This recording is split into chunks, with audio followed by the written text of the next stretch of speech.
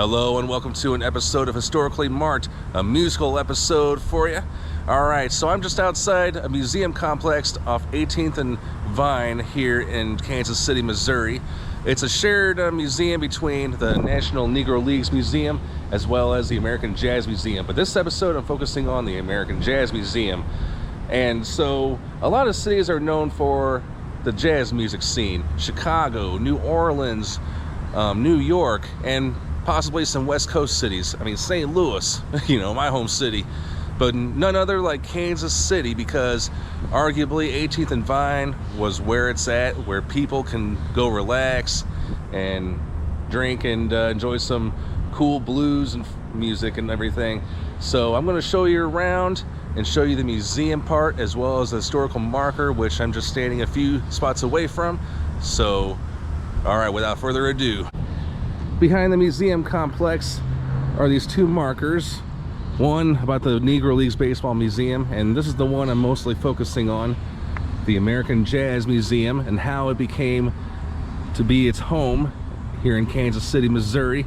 The American Jazz Museum is an important cultural institution dedicated to its mission of celebrating and exhibiting jazz through performance, education, exhibitions, and research at America's Jazz Crossroads, 18th and Vine. There were four major stops along the earliest jazz portals, including New Orleans, Chicago, New Orleans, and Kansas City. During the golden age of jazz, the 18th and Vine Jazz District was seen as thriving and alive, often coined as the Paris of the Plains. It was a place for grooming significant pioneers of Kansas City jazz, such as Charlie Parker, whose statue I'm going to show you later in this video, Benny Moten, Count Basie, Mary Lou Williams, Andy Kirk, and others. The strong musical foundation laid by the Kansas City jazz fathers and mothers gave way to preserving the heritage and history of Kansas City jazz and 18th and Vine District. It was led by the visionary efforts of civic leaders. The city of Kansas City, Missouri committed resources to the development of the American Jazz Museum, the Negro Leagues Baseball Museum, and renovation of the Gem Theater, which I'll show you later in this video as well. Joined by the Horace M. Peterson III Visitors Center, they remind us of our rich past. The museum has presented thousands of world-class performances in its Jammin' at the Gems series, the Rhythm and Ribs Jazz and Blues Festival, and its award-winning Blue Room Jazz Club. It continues to display compelling exhibits in its changing gallery, to educate youth and young adults through educational programming, to nurture artifact and film collections, and to host an array of community events in its facilities that will expand the influence and knowledge of jazz throughout Kansas City and the world. All right. Now we're going to go in, and if you're entering from the back, first thing on your right is the entrance to the Jazz Museum. There is no attendant, but they do trust if you bought your admission, which you can at the gift shop, you can just drop your ticket stub in there, and that is the Negro Leagues Museum right there. If you want tickets for both attractions, just ask for both, ask for the combo. They'll get you set.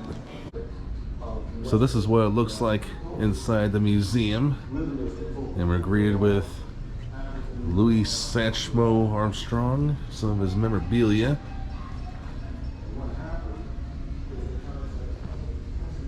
And of course you're going to find lots of pictures and records.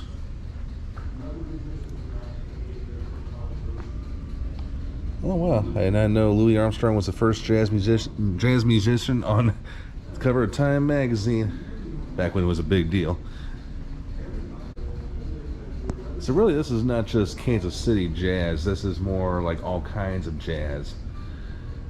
Hence the name American Jazz Museum.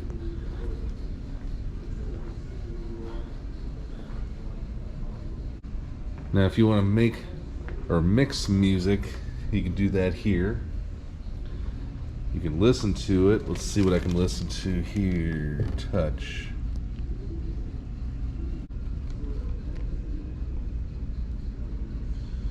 Of course you gotta be wearing headphones, so they provide them.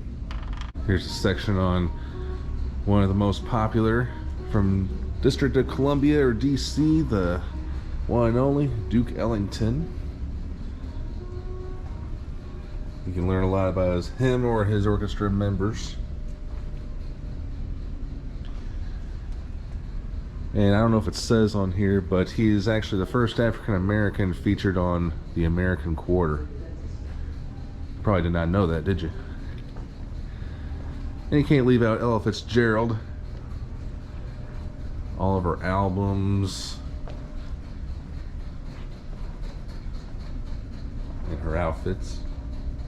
Her outfit, sorry. You also have Charlie E. Parker, arguably the most famous jazz musician here in Kansas City, nicknamed Bird, because he wanted to save a bird that he was on his way to, I think it was Omaha or somewhere in Nebraska, and he saw a bird that was dying, and he made the tour bus stop to save it.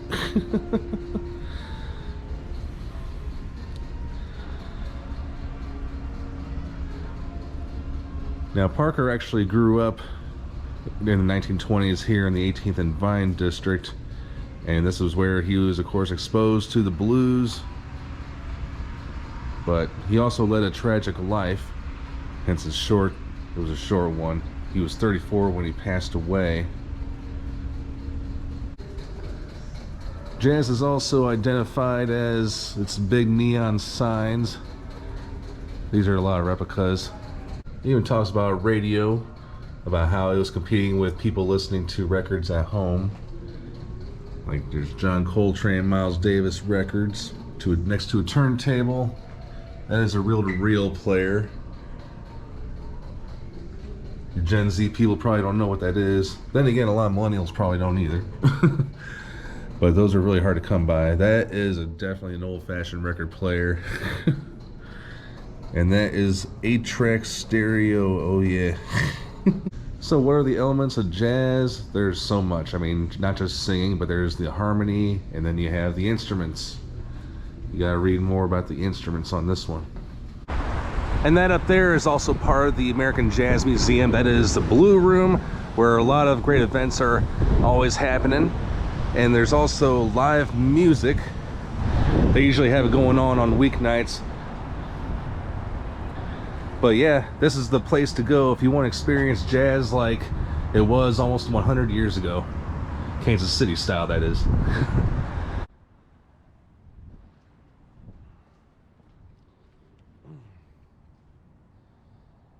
And outside the museum are these plaques. I mean, they don't really have very much historical significance besides their birth and death dates and names and when they were inducted. But Louis Armstrong, George Benson, Queen Bey, not Beyonce, Queen Bey. Never heard of that guy. Nina Simone, oh yeah, I'm feeling good about that.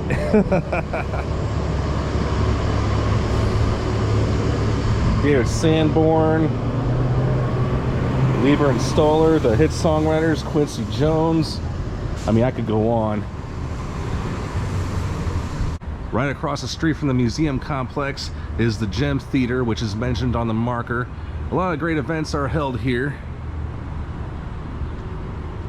There's some more plaques.